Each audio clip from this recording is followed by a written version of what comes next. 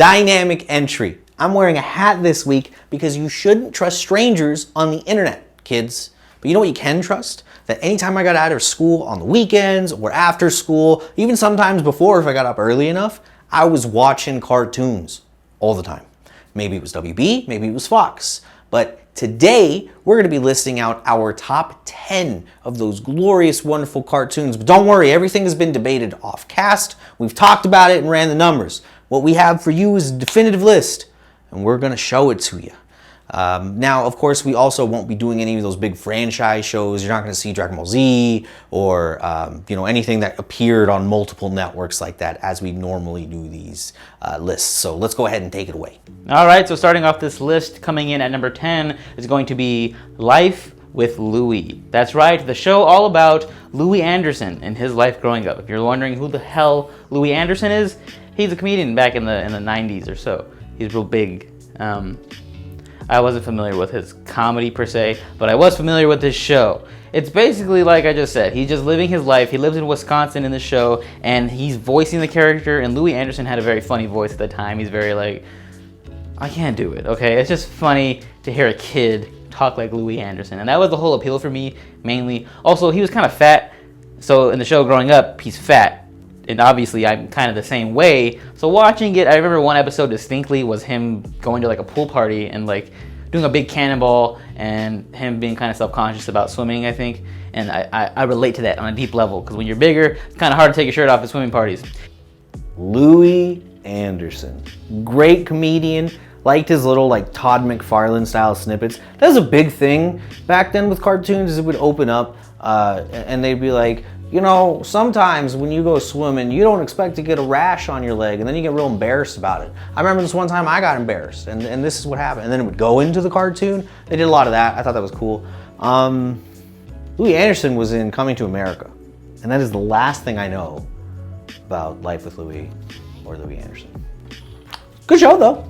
Sliding in at number 9 is Metabots. Now, let me lay it out for you, all right? It's the dead of night. A thief has stolen a mystical golden beetle coin and is going over a bridge, loses it, falls into the river, and ends up in the hands of our protagonist, who puts it in a special machine and starts kicking ass. It was like Pokemon, except it was modern, and also it was robots, but you played for like pink slips, which was the crazy part, because these are all like elementary school kids, but they'd be like, hey, I beat up your Metabot with my Metabot, give me his arms. And there was like a cool like samurai one, so like he had like katanas with him, and then there's another one that had like a big tank arm, and then like another one with a shield, or like another one with like tridents, like all kinds of different Metabot parts. And you would mix them and match them, and that was the great part about it, is there was fluidity in their designs in that like you could kind of mesh everything together like a kid would, and you're like kit bashing basically, but then at the same time, like it was still uniform enough that it didn't look super weird, because it wasn't like grabbing stuff that didn't belong together, because they're all robots from the same art style, because it's Metabots. Metabot! I was gonna go for it, but then I stopped myself because it was gonna be really loud, so I didn't. Yes, Metabots though. The most I remember about it is that I had toys, I think, and I played with them. And that was about the highlight of Metabots for me. But watching it, I was like, hey, this is kind of cool, because it's kind of like giving me that like Yu-Gi-Oh / Beyblade type feel when I watched it. And I was like, oh, cool. At the time, any battle shonen type show, I was totally into. So I was like, yeah, cool. Robots that fight each other, that's tight. And yeah, it's a cool little show. And it wasn't like revolutionary, I don't think, in any way.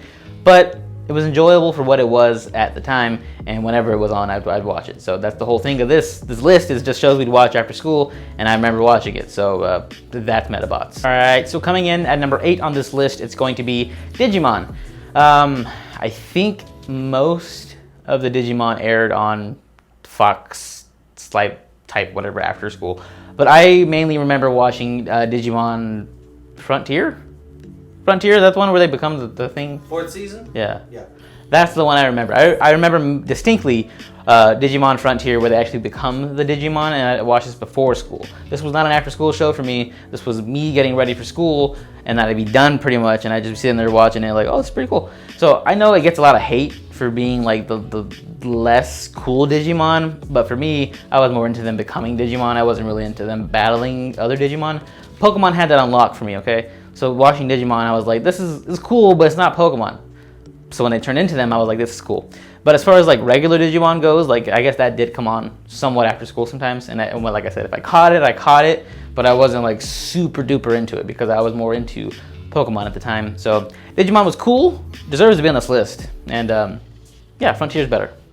Disrespectful, dishonest, and hurtful are the words I'd use to describe anyone who dislikes Digimon. You fucking kidding me? First 2 seasons, amazing. Bunch of kids get kidnapped by digital applications. Imagine if TikTok stole you and threw you into a digital world and said die, and then a bunch of monsters showed up and they're like, hey, we're homies and we think you guys are really cool and you have the potential to grow up and follow your dreams.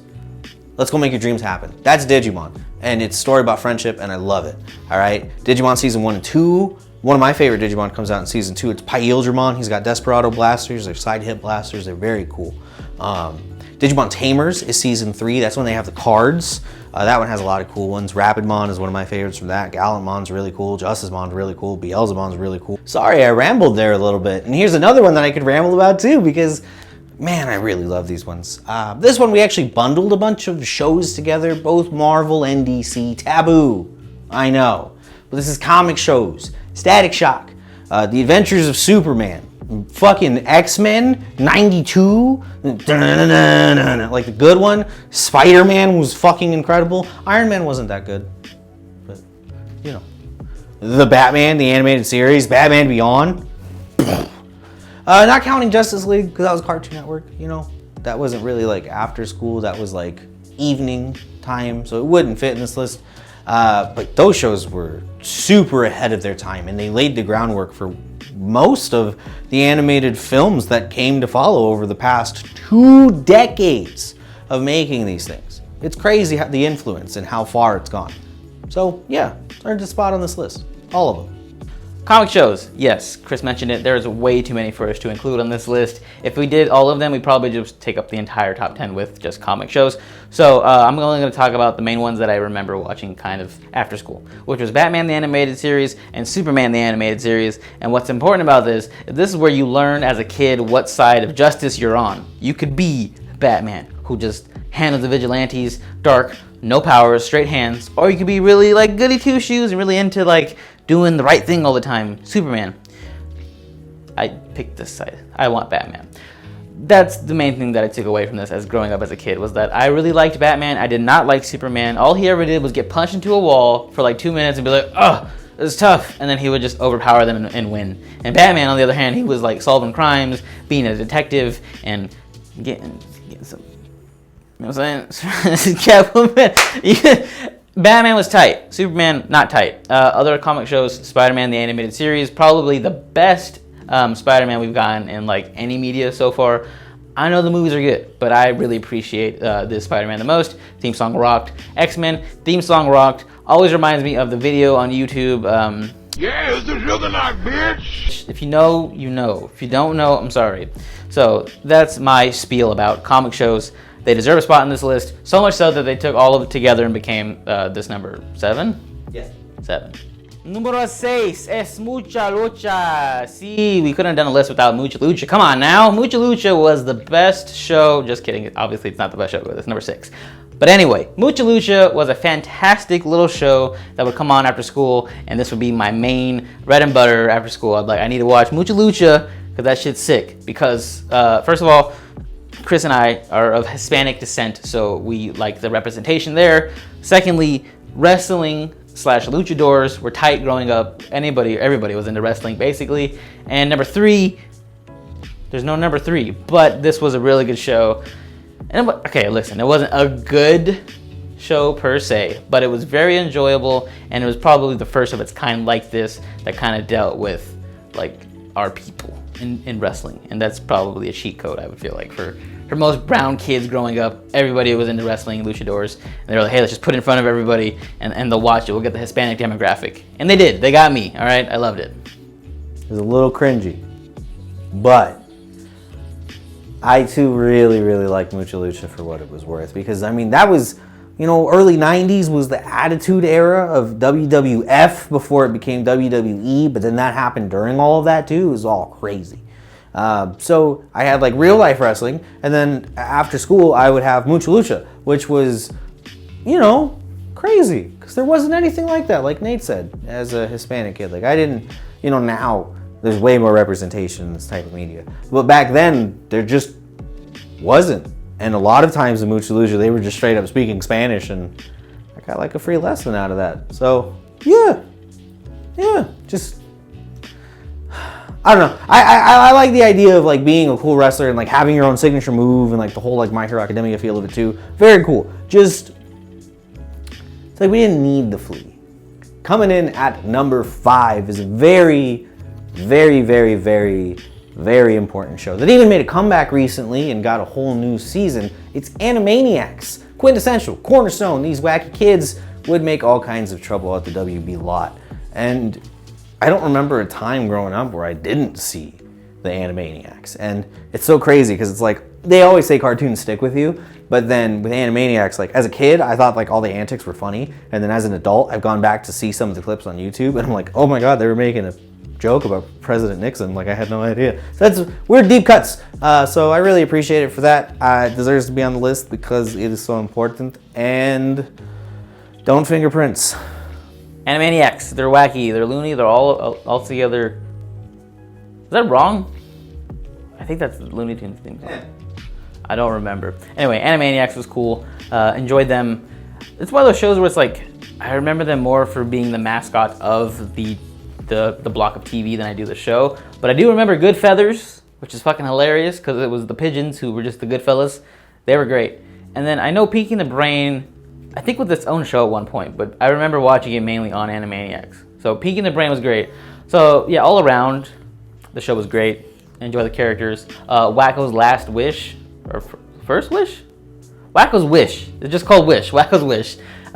Still makes you tear up to this day. It's a good show, good movie. Yeah, it was iconic, and it had to be on this list considering that this was like an after school / Fox television block top 10 list. So Animaniacs had to be on here, and at number 5, that's what I hear. That's a Sentai pose. It's not very good. Anyway, coming in at number 4 is going to be Sentai shows. So these are going to be shows that are Sentai, basically. Anyway, Mighty Morphin Power Rangers, Big Bad, Beetleborgs, and at one point, Masked Rider. I had no idea this played on Fox TV, but we looked up before the show started, and it was there. So, Masked Rider, aka the first Kamen Rider.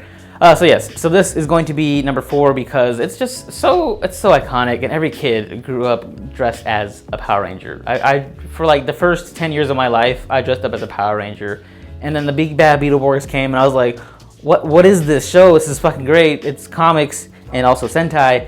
And also kids becoming them. That's the main thing. That's why I enjoyed it so much, is because it was like, hey, I'm a kid and I could be a Big Bad Beetleborg. Not to mention their outfits were way cooler than the Power Rangers, okay? And yeah, the Power Rangers were iconic, so we just can't deny it. And all around, it was just a fun show. The most action we would get on an after school night, or like, after school day, and also on a Saturday morning, it would be Power Rangers / Big Bad Beetleborgs. I didn't watch Masked Rider, but Masked Rider was at one point there, so Masked Rider too. If you had any one suit, which one would it be? Ooh, Big Bad Beetleborgs Metallics, silver. Nice. It was tight. I enjoyed it. Sentai shows. Not just the Rangers, not just Kamen Riders, even the Big Bad Beetleborgs, which, by the way, I've been on a binge of like going back and looking up their lore. Crazy. They had a monkey paw wish, and that's why the villains also appeared too when they got made the Big Bad Beetleborgs. So they were real heroes, so they'd have people to fight. Wild. Oh man. I mean, like that is childhood. Like I remember being out in the yard, you find your favorite stick as a kid out in the park or something, and you battle monsters. They weren't there. You look like a crazy person on the side of the highway, but it was fun. And that's what being a kid was all about. We're here in the top 3. The best of the best. And I gotta tell you, as a gamer, as a game fan, all right, the Mega Man games have been with me almost my entire life. But the most important one in my heart, my absolute favorite Blue Bomber, Mega Man.exe for Mega Man NT Warrior. The coolest fucking Mega Man show, man. All right, you had a Game Boy and he was with you All the time you had battle chips, you're making combos with your battle chips, and then later they did like the Twin Soul thing where Mega.exe was able to like grab other net navis and like fuse with them and then he get their powers, or then like there was the part where like they were fusing with Zoids. Whew. You have the GameCube game, Network Transmission? I did. It was really good. Base's design, cool. He was absorbed Pharaoh Man with like the cool like homeless Sasuke poncho. I really love ponchos, so that was awesome. So, oh man, best animation that came out on there. Just go watch it. You'll know. Mega Man NT Warrior. Sick. Network Transmission. That's what it stood for. I was thinking about it the whole time Chris was talking. I'm like, what the hell does NT stand for? Network Transmission. Yeah, the show was fucking rad. I loved it. This was one of the ones for sure that I remember getting off the bus for, running home, and I had like 2 minutes to spare before it started, and it would start, and it would be Mega Man. And I'm not like the biggest Mega Man fan, or Nintendo for that matter, but this show fucking ruled. Mainly because he had a cool sword that he would swing and his armor would become the sword, and then he had his Mega Buster, and chips. The whole chip mechanic was cool. I remember at one point making like my own paper mache like chip reader. It was cool. Yeah, I was really into it, and yeah, Mega Man NT Warrior was probably like the best thing to happen to Mega Man in recent memory. Ever. Besides being in Smash Ultimate, if you're a Mega Man main, which I'm not. I'm a Mega Man casual. But I wish that they had that Mega Man in Smash instead of the regular Mega Man. Anyway, Mega Man NT Warrior number 3 fucking ruled. Number 2 is going to be Shaolin Showdown. That's right, Shaolin Showdown. I think that's how it started. Shaolin Showdown, and then it would do the thing. Anyway, yeah, Shaolin Showdown was sick. It's pretty much just these kids who want to become Shaolins. They fight. They have elements attached to them. Fire, water, wind, earth? Earth. Yeah, so anytime you have that sort of gimmick in a show, I really appreciate it. Like Captain Planet, Avatar, this show. Elements automatically get you a W in my book, but also this show was it was great. It had everything. It had action, it had comedy, it had serious points, it had twists, being that Omi was not the main character. Whoa, mind blown.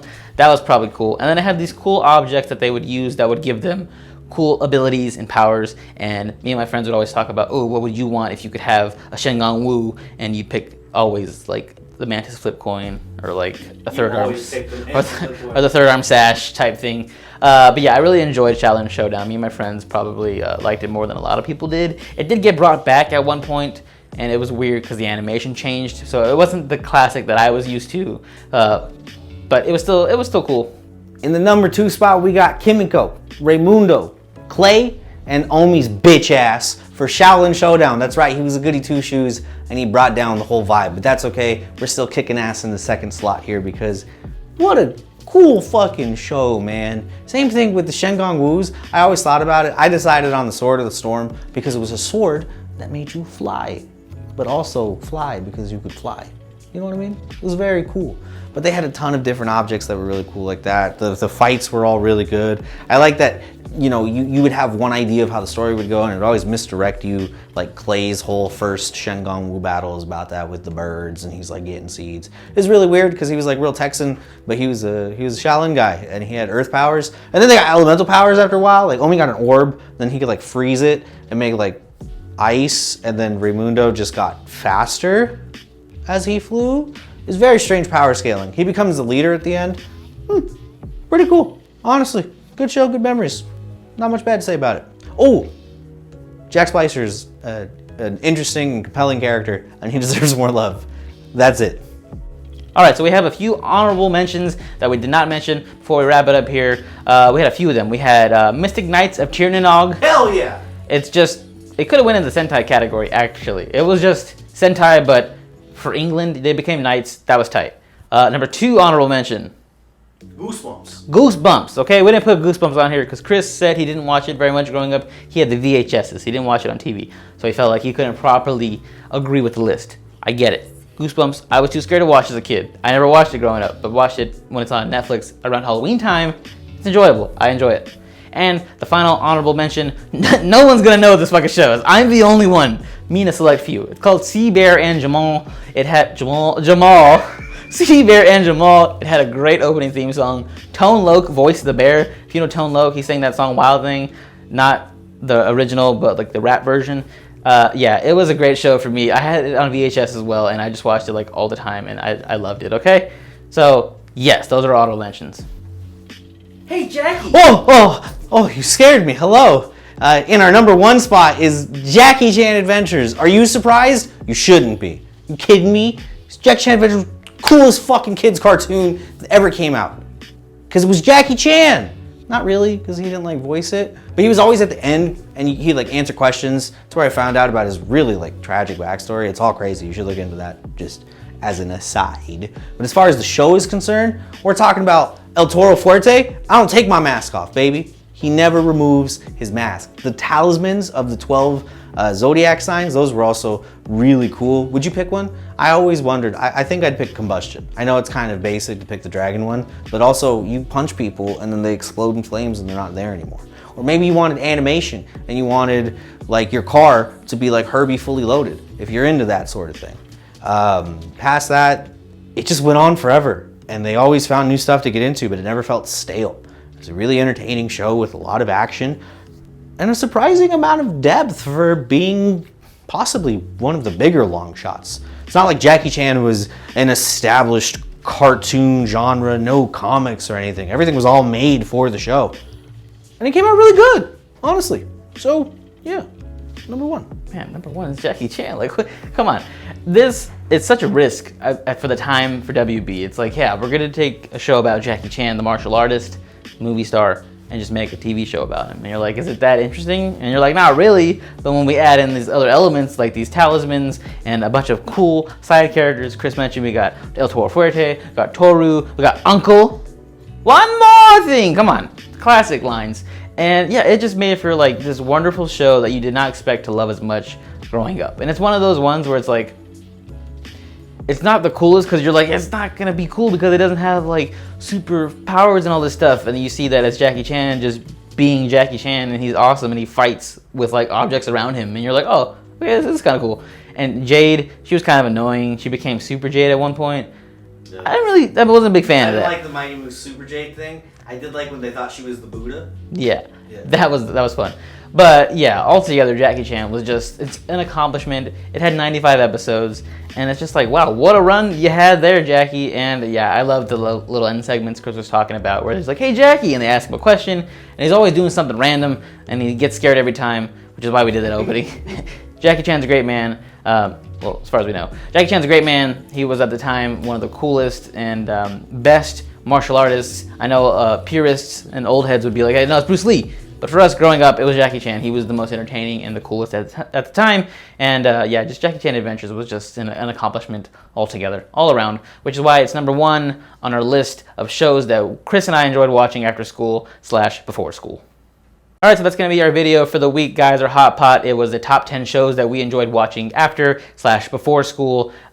We've done one of these before where we did a top 10 for kids shows. So if you want to see that, it's on our Instagram at Dynamic Entry. That was a fun list as well. But for now, that's going to be our list. Hopefully you guys enjoyed it. If you agree, let us know. If you didn't disagree, which you probably won't, let us know down below what you watched after school, because maybe you grew up in a different part of town or a different country altogether. You had different shows than us. Let us know. And as always, if you're watching us right here, we have a podcast, a full-length podcast called Dynamic Entry. You can find us on all streaming platforms, so go check it out. Also, follow us on Instagram at Dynamic Entry. See you guys in the next one.